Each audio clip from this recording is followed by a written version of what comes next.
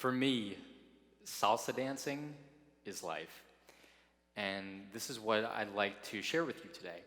My story of salsa and life and the intersection of the two.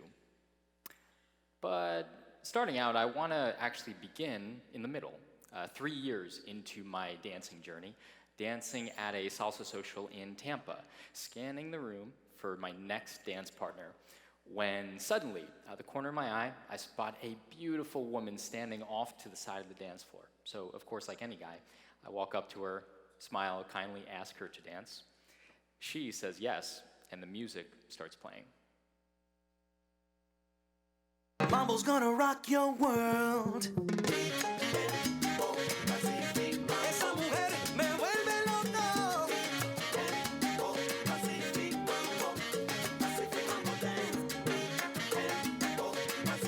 Mueve la cintura, mueve la cintura.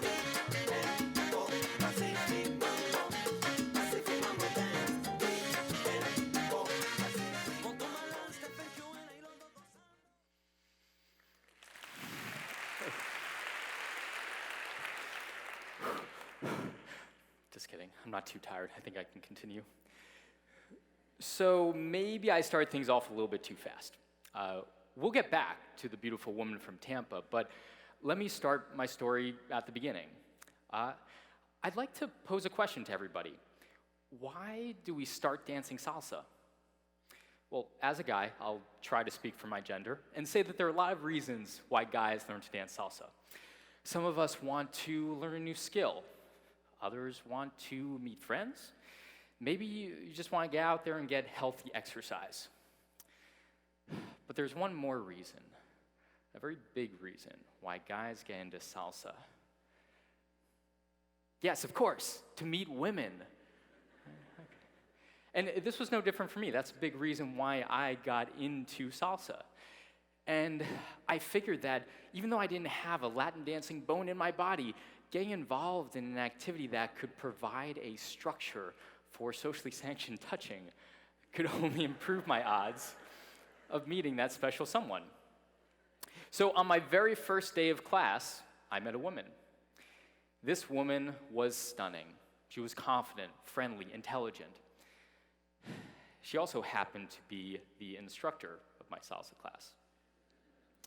For the purposes of today's talk, let's just call her Buffy, okay? So Buffy continues teaching class, and I continue taking class, and I'm rotating among 15 different women. And looking back, it actually felt a lot like speed dating, although I don't tend to sweat that much when I go out on dates.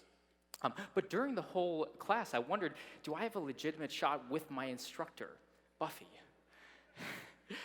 She danced salsa about 100 times better than I did.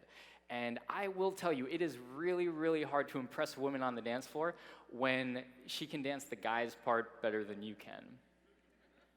But after only a few more weeks and only minor improvement to my dancing ability, we actually dated. And then a week later, she dumped me. Okay, well, technically, we were never dating exclusively, but I do have some experience being dumped, and it felt a lot like that. So, for those of you who have never been dumped, okay, see if there's anybody. Let me elaborate just a little bit. You know, when you're heartbroken, it's not just a metaphor. You experience real physical pain. And for me, I would just walk around with this hollow feeling in the pit of my stomach, right around there. And I was like this for weeks, cut off from my friends, not doing much of anything. And when I would do things, they had the uncanny ability of reminding me of Buffy. I'd see her car, I'd smell her perfume, and I would instantly be reminded of this brief moment of happiness, followed by a deep feeling of despair. So I tried all kinds of things to get out of this rut. Nothing worked.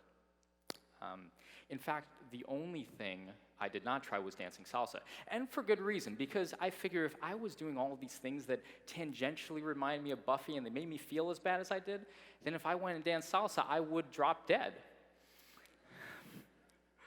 But against my better judgment, I went back to class. And going back to that first class, it made me feel happy. It was incredible. When I was dancing, I was not depressed. I had been drowning in a sea of negative emotions and was suddenly thrown this life preserver, and I couldn't believe it. And the life preserver metaphor is very accurate because at this point, I looked like a drowning monkey on the dance floor. But it didn't matter how badly I sucked. What matters was the moment I stepped into the dance studio to the moment I left, I was happy, not depressed. So I have a general rule. When you find something that makes you really happy, do that thing as often as possible. So simply put, my addiction to salsa dancing had officially begun. I began dancing 7 days a week, finding every class I could on campus and at the local dance studio, Salsa Caliente. And the name is accurate, guys. Listen, in salsa, you sweat. But ladies glow, guys sweat. And I would come back from a night of dancing sweaty and feeling so alive. It was tough not to feel this way when you dance, with all the dancing and the movement and the socially sanctioned touching. You just feel incredible. But as incredible as I felt, I was obsessed with improving as quickly as possible. And this was done not just by dancing as much as I could, which I did, but it was also done by changing a lot of these daily habits.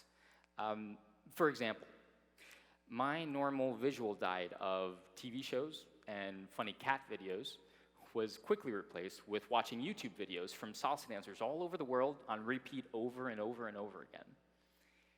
And instead of going to sleep like a normal person, in silence, I'm assuming that's how all you go to sleep, I would go to sleep listening to salsa music playing lightly in the background, hoping that this music would subconsciously soak into my brain and I would get better that much quicker.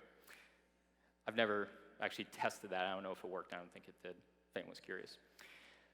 But it's funny how when we want something badly enough, all of these deeply instilled habits that we all have just magically go away, and they're replaced by new habits that align with our goals.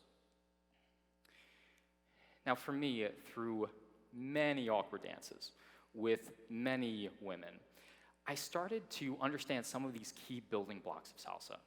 And really what salsa is a conversation between you and your partner. But as with conversing in any new language, at first you don't even know how to put a full sentence together. And a full sentence in salsa is what we call a turn pattern, which is a combination of different spins and tricks and, of course, turns. And the leader, who's usually the guy, is going to tell the woman through his hands and his body what he wants her to do. While the woman, it's really her job to respond to the man's lead. And for me, learning how to lead a woman was a head fake. Yes, I did learn how to effectively lead a woman through a variety of different turn patterns, but what I really learned was how to treat a woman with care and respect. I learned how to effectively communicate with my partner. These are life skills just as much as they are dance skills. But at first, it doesn't matter how much you dance. It doesn't matter how many cat videos you avoid. You're gonna fail a lot, and that's okay. But having this growth mindset, knowing that your improvement in dancing, just like with anything in life, is not linked to your genes. It's linked to how much time and effort you put into the process. Now, I don't mean to scare anyone away with salsa, but I will say it's the hardest thing I've ever had to overcome in my life. But what that's done for me, it's really set the bar for what I know is possible. Now, through a lot of failure, a lot of practice, I eventually started getting a little bit better. More accurate, I began sucking less. So here's actually a video of me sucking less, a few months into my dancing. Notice the bowling shoes, I don't recommend that for salsa, and just hit myself in the face. Okay, so it was a very quick video, but you get the idea. This took a while, okay? But eventually, I got okay at this whole salsa dancing thing. And besides getting better at dancing salsa, I found that other things started to change, like my confidence began to grow. And it's really tough as a guy not to be more confident when you dance salsa, because the way the scene works is the guy asks the woman to dance, and unless that woman just lost a foot on their last dance, they're usually gonna say yes. And all of these yeses helped to build my confidence. And what that did was every time I asked someone new to dance, I came to expect that answer. And by the way, this dancing was not just happening in Gainesville. I went to Tampa, Jacksonville, Orlando, and anywhere else I could to get my fix. I couldn't help it. Salsa just made me feel incredible. And when I would meet people from other cities who shared the same way of thinking as I did, I had this incredible sense of community. Like I was part of something greater than myself. Like I could go anywhere on earth and have this instant community of friends that I didn't even know existed yet. And this is true of many things. This is not just salsa. What unites us as a community is our shared set of values and beliefs. And this expands beyond geographical boundaries. So salsa has changed me. Not only how I dress, which it has, or what my hair looks like, which it has, but me as a person. Somewhere along the way, this switch completely flipped, and I was no longer dancing to avoid the pain of not being with Buffy. I was dancing because of the joy and the happiness that dancing brought me.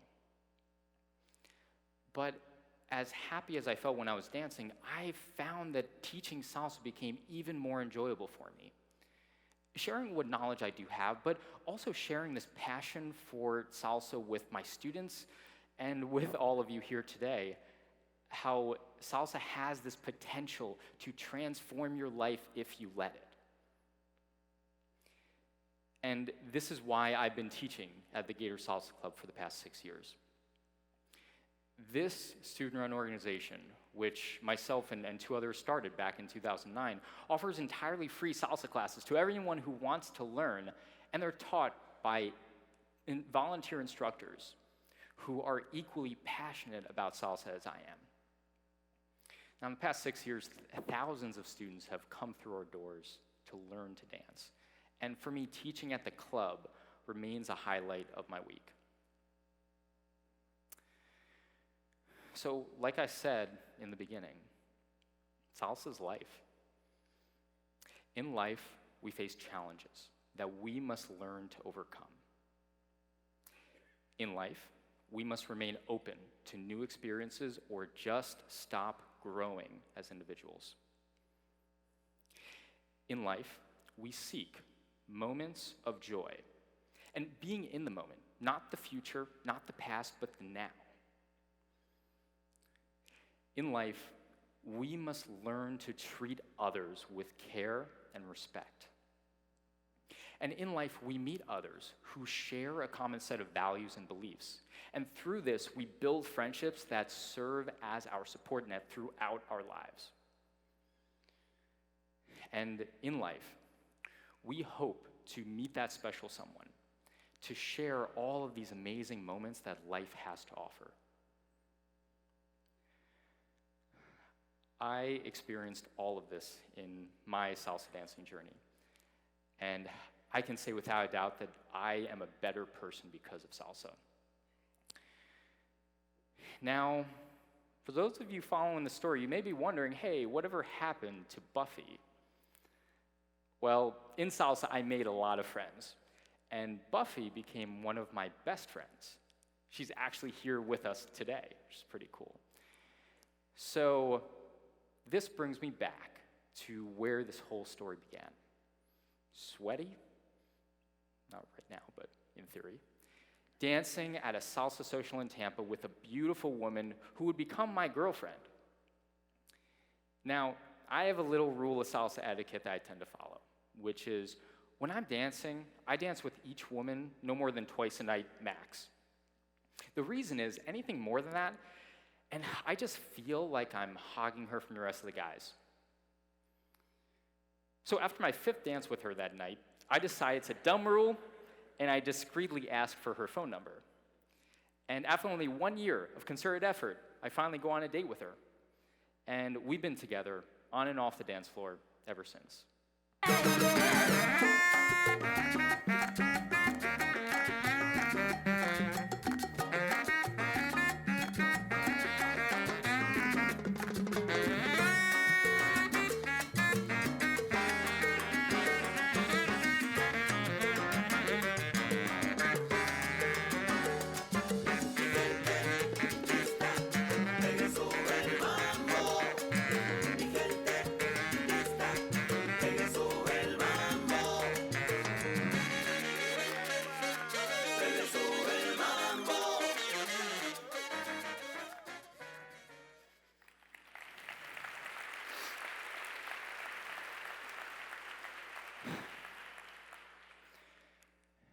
Today's talks are all about breakthroughs. I believe that breakthroughs can be months or even years in the making. They represent many tiny steps along the way that lead to a quantum leap in thinking at a specific moment in time. Now, that moment of breakthrough is unique, but it could have never happened without all those steps that came before it. So today, on the TEDx stage, I've shared with you my groundwork that has led to today's moment of breakthrough.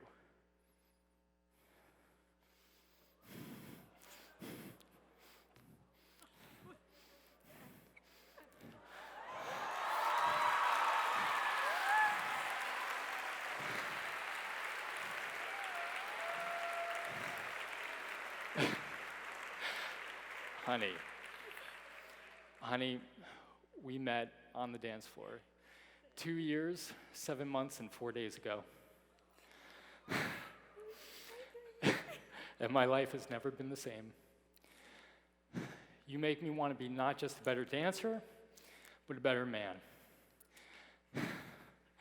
And I promise to always take care of you no matter what. I would go on with thousands more reasons, but I'm pretty sure that my 18 minutes is almost up. So I'm just gonna ask you now, will you make me the luckiest man in the world? Will you marry me? Yes.